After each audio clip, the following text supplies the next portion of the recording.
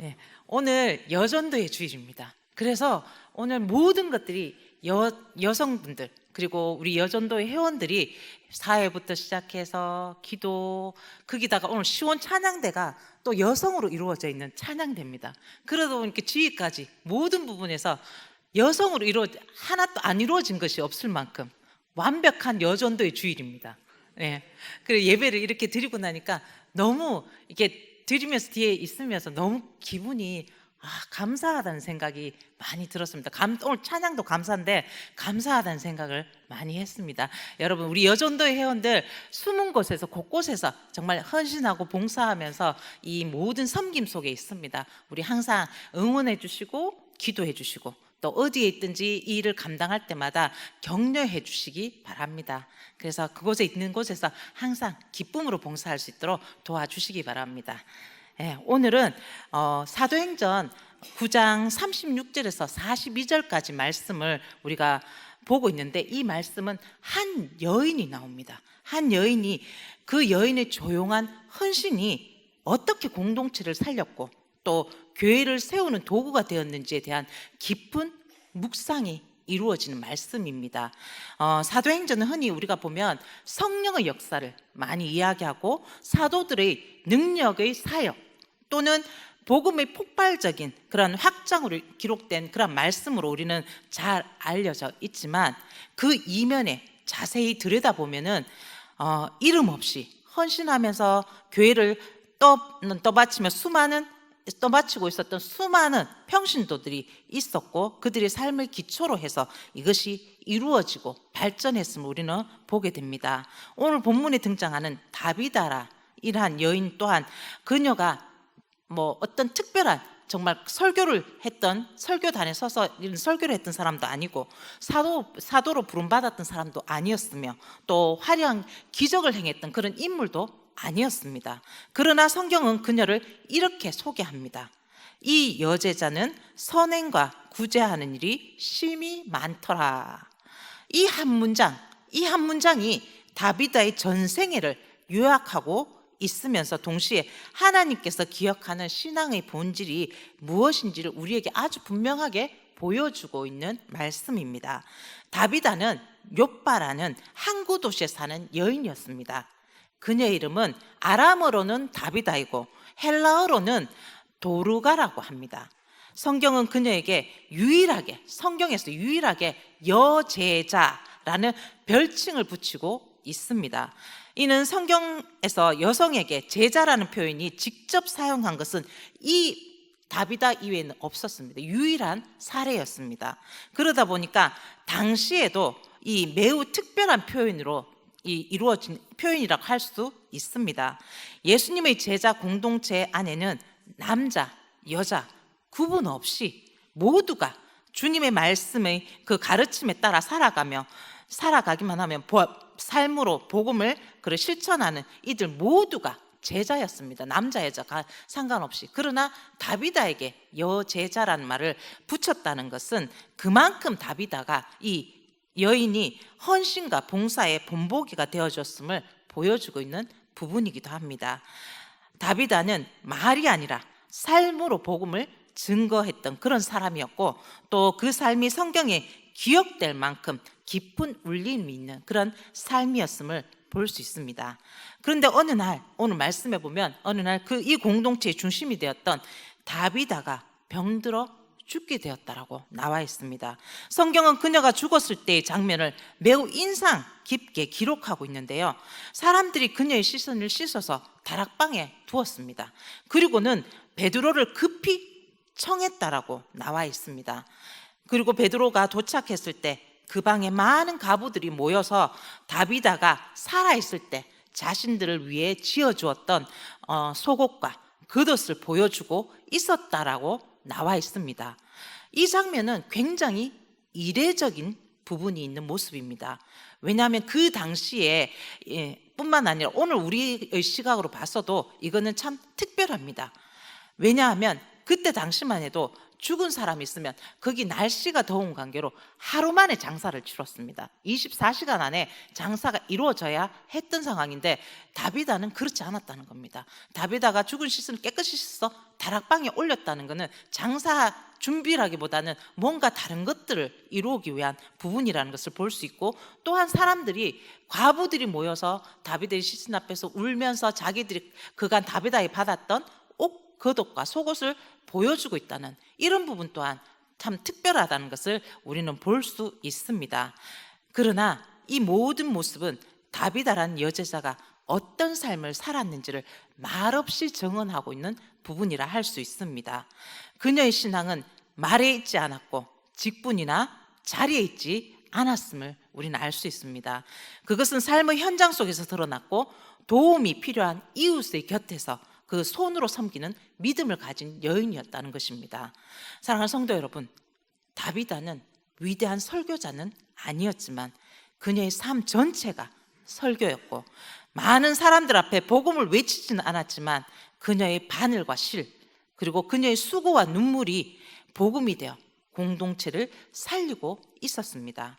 그래서 다비다가 죽었을 때 사람들은 단순히 한 사람의 죽음을 슬퍼한 것이 아니라 공동체를 품어주었던 그러한 사랑의 통로가 사라졌음을 슬퍼하고 있었던 것입니다. 다시 장면으로 돌아가면 베드로는 사람들을 밖으로 내보내고 무릎을 꿇고 기도합니다. 그리고 죽은 다비다를 향해 다비다야 일어나라 라고 말을 합니다. 이는 성경에 나오는 몇 안 되는 죽은 사람이 살아나는 그런 사건을 생각나게 합니다. 그 중에서 예수님께서 회당장 야이로의 딸에게 야이로의 딸 살렸을 때 하셨던 말씀이 생각나는 장면이기도 합니다. 그 결과 다비다는 눈을 뜨고 일어나 앉게 되고, 이 소문이 온 요바에 퍼져 많은 사람들이 주를 믿게 되었다라고 성경은 기록하고 있습니다. 여기서 우리는 중요한 사실을 알게 됩니다. 다비다가 다시 살아난 사건은 한 개인의 어떤 특별한 공로에 의해서 그러한 보상으로 이루어진 것이 아니라 하나님께서 주권적인, 그러한 하나님이 주권적으로 베푸신 은혜의 역사였다는 것입니다.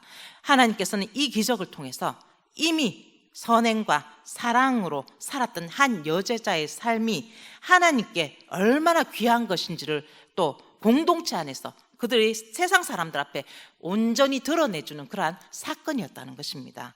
하나님께서 얼마나 귀하게 여기는지를 우리는 볼 수 있는 것입니다. 그리고 그 결과가 많은 사람들, 주님을 알지 못했던 사람들에게까지 전해져서 그것이 주님께로 돌아오는 그러한 계기가 되었다고 나와 있습니다. 오늘 본문은 우리에게 묻고 있습니다. 하나님께서 기뻐하는 믿음이란 과연 무엇인가? 다비다는 자신의 이름을 남기기 위해 봉사하지 않았고 사람들의 인정을 받기 위해서 섬기지 않았으며 눈에 띄는 사역을 하기 위해서 애쓰지도 않았습니다. 그러나 하나님은 그녀의 작은 헌신 하나하나를 기억하시고 공동체는 그녀의 빈자리를 통해서 그녀의 믿음이 얼마나 큰 힘이 되었는지를 그들은 깨닫게 하는 그러한 계기가 되었고 사건이었습니다. 이 말씀은 곧 오늘을 살아가는 우리 한국교회와 여전도에게 주는 하나님의 음성이기도 합니다. 겉으로 드러나는 그러한 성장과 성과보다는 보이지 않는 자리에서 교회를 위해 헌신해 온 믿음의 손길들을 하나님께서는 결코 잊지 않으신다는 것을 우리는 그 약속의 말씀으로 우리는 볼 수 있습니다. 이제 우리는 다비다 이야기를 한국교회의 역사와 그리고 여전도에 걸어온 길에 비추어 보고자 합니다. 한국교회는 처음부터 화려하거나 넉넉하게 그렇게 출발하지 않았습니다. 예배당도 제도도 재정도 모든 면에서 넉넉하지 않은 시절에 교회의 실제적인 기둥이 되었던 이들이 이름도 없이 헌신하던 그러한 이름도 없이 빛도 없이 헌신했던 평신도들이 있었고 그 중심에는 여전도회가 있었다는 것입니다. 한국교회는 처음부터 우리가 살아가는 이 한국교회에서 이 모든 것들은 하나님께서 부으신 은혜라고 볼 수 있습니다. 특별히 여전도회는 다비다처럼 선행과 구제하는 일이 심히 많은 그런 신앙으로 교회를 섬겨왔습니다. 예배당 바닥을 닦기도 하고 성찬을 준비하기도 하고 목회자의 가정을 돌보기도 하고 또 가난한 이웃에게 음식을 나누기도 하며 병든 성도들을 찾아가서 위로하기도 하는 그러한 모든 사역 부분마다 성경에는 기록되어 있지 않지만 한국교회의 뿌리가 되었고 또 신앙의 토대가 되어 주었다는 것입니다. 한국교회의 성장할 수 있었던 그 배경에는 강단 뒤에서 기도하며 교회를 품었던 우리 여전도의 회원들의 헌신이 있었음을 우리는 결코 부인할 수 없을 것입니다. 한국교회의 부흥은 결코 우연히 이루어진 것이 아닙니다. 부흥은 갑자기 하늘에서 뚝 떨어진 것도 아닙니다. 다비다와 같은 그러한 신앙인들이 하루하루 쌓아 올린 그러한 기도와 봉사 그리고 믿음의 결단 위에 그리고 하나님께서 부어신 은혜의 열매였다는 것입니다. 누구는 전면에서 서서 저처럼 말씀을 선포한다면 또 누군가는 그 말씀을 삶으로 움직이도록 그렇게 보이지 않는 곳에서 교회를 지켜왔다는 것입니다. 다비다가 죽었을 때 공동체는 비로소 그녀의 존재가 얼마나 컸는지를 깨닫게 되었다고 합니다.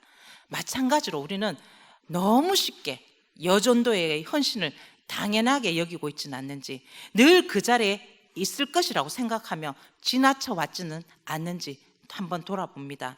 그러나 교회가 흔들릴 때 공동체가 아플 때 가장 먼저 기도하며 손을 내밀어 온 이들이 바로 여전도의 회원들이었고 또 그들이 신앙이었고 말보다 삶으로 앞서간 그들의 삶이었다는 믿음이었다고 고백됩니다. 그러므로 오늘 여전도의 주일은 우리는 단지 과거의 헌신을 추억하는 그러한 시간에 멈춰서는 안 됩니다. 다비다의 신앙이 오늘 우리에게 살아있는 도전이 되었듯이 한국교회 역사를 일궈온 여전도의 믿음 또한 우리 오늘의 교회를 향한 하나님의 부름으로 이어져야 합니다.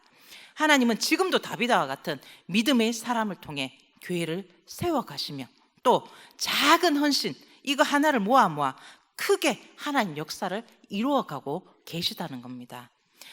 우리는 다비다는 오늘 우리의 삶을 통해서 다비다 자신의 죽음을 통해서 사람들은 그것을 다비다 스스로는 이 사람들이 이것을 기억할 거라고 생각하지 않았을 것입니다. 그녀는 그저 오늘 만날 과부를 위해 옷을 지었고 오늘 도움이 필요한 사람들을 위해서 손을 내밀었고 또 하나님 앞에 정직하게 그렇게 살기를 원했을 뿐입니다. 그러나 그의 그 작은 순종과 헌신의 반복이 공동체를 살렸고 또 결국 복음의 확장까지 이루는 통로가 되었다는 것입니다. 이것이 바로 하나님 나라의 방식이고 이것이 바로 참된 신앙의 성장의 길입니다. 한국교회는 지금 여러 도전 앞에 놓여 있습니다. 신뢰의 위기, 또 다음 세대의 신앙의 약화, 공동체의 약화, 여러 많은 문제들 속에서 현실들 속에서 교회는 다시 한번 하나님 말씀 앞에 서야 합니다. 이때 하나님께서 찾으시는 사람은 화려한 말로 교회를 설명하는 사람이 아니라 삶으로 교회를 증명하는 다비다와 같은 그러한 신앙인을 드릴 것입니다. 그리고 그 부름의 한가운데 바로 우리 여전도회가 있다는 것입니다. 사랑하는 성도 여러분, 또 우리 여전도회 회원 여러분, 우리는 다시 결단해야 합니다. 더 많이 하겠다는 결단이 아닙니다. 지금 하고 있는 이 작은 헌신 하나하나 하나님 앞에 더 정직하게 더 기쁨으로 감당하겠다라고 결단해야 합니다. 다비다처럼 말보다 삶으로 믿음을 증거하며 보이지 않는 그러한 자리에서 교회를 살리는 신앙인이 되겠다는 그러한 결단을 해야 한다는 것입니다. 그럴 때 하나님께서는 우리의 헌신을 통해 교회를 다시 일으키시고 다음 세대에까지 이어지는 부흥의 은혜를 허락해 줄 믿습니다. 그리고 사랑하는 우리 모든 우리 성도님 한 사람 한 사람이 바로 오늘의 다비다가 되어야 합니다. 하나님께서는 우리를 통해서 하나님의 그 작은 헌신, 작은 섬김, 그 손길을 통해서 하나님께서는 우리의 삶을 통해서 교회를 살리실 것이고 한국 교회를 또한 내일을 열어가는 그 역군으로, 그 일꾼으로 우리를 사용하실 줄 믿습니다. 그런 일꾼으로 사용되기를 주님의 이름으로 축원합니다.